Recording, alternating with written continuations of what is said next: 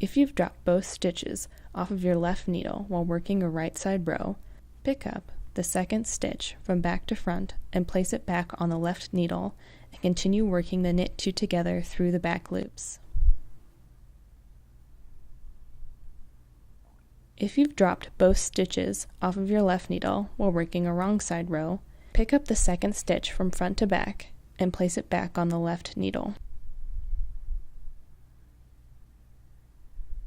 When tinking a right side row, grab the second stitch from back to front with your left needle and drop the stitch off of the right.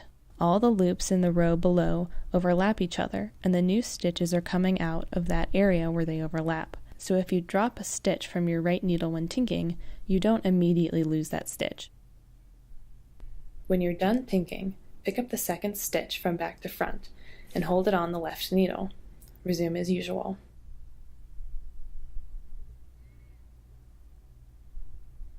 When tinking a wrong side row, grab the second stitch from front to back with your left needle and drop the stitch off the right.